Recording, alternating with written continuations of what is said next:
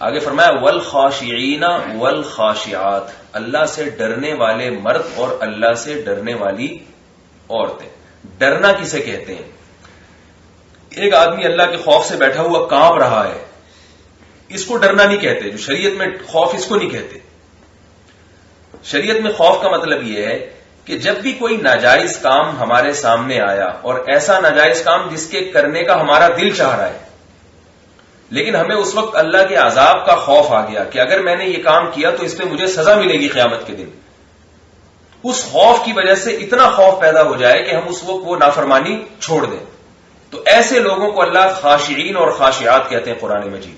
اس بارے میں نبی صلی اللہ علیہ وسلم نے ایک دعا سکھائی ہے، وہ دعا ضرور یاد کریں. آج کل تو نیٹ پہ گوگل پہ سب چیزیں مل جاتی ہیں. میں جب ایسی کوئی دعا بتاتا ہوں تو لوگ مجھے کال کرتے ہیں آپ ہمیں دعا جو ہے وہ یاد کرائیں، تو وہ یاد کرانا بڑا مشکل ہو جاتا ہے.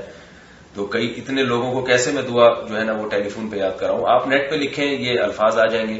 اللہم قسم لنا من خشیتک ما تحول به بیننا وبین معصیتک.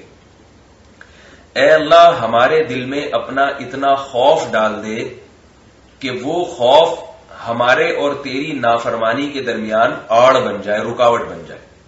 کتنی عجیب دعا ہے. زیادہ خوف بھی نہیں چاہیے. اگر آپ کے دل میں زیادہ خوف پیدا ہو جائے گا تو دنیا کے کسی کام کے نہیں رہیں گے. بعض ہمارے اکابر بزرگ ایسے گزرے ہیں کہ ان کے دل میں اللہ کا اتنا خوف پیدا ہو گیا کہ وہ بیچارے دنیا کے کسی کام کے نہیں رہے، انہوں نے چھوڑ چھاڑ دیے سب کچھ، جنگلوں میں نکل گئے. تو اتنا خوف مقصد نہیں ہے. اتنا خوف پیدا ہو جائے کہ اللہ کی نافرمانی سے ہمیں ڈر لگنے لگے اور اس پر ہمیں عذاب کا تصور دماغ میں آئے کہ اگر یہ میں نے کیا تو اس کا یہ عذاب ہے، اس پر مجھے سزا ملے گی قیامت کے دن. وَمِن طَاعَتِكَ مَا تُبَلِّغُنَا بِهِ جَنَّتَكَ، اور اے اللہ ہمیں اپنی اتنی اطاعت نصیب کر دے، اتنی ہم شریعت کو فالو کرنا شروع کر دیں، تُبَلِّغُنَا بِهِ جَنَّتَكَ، کہ جس کی وجہ سے تو ہمیں جنت میں پہنچا دے.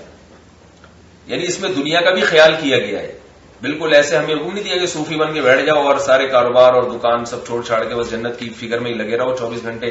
تو ایسا نہیں ہے. اتنی عبادت کا جذبہ کم از کم ہو کہ ہم جنت میں تو پہنچ جائیں نا. اتنی مختصر عبادت یا اتنی کمزور عبادت کی جو ہمیں جنت میں ہی نہ لے جا سکے.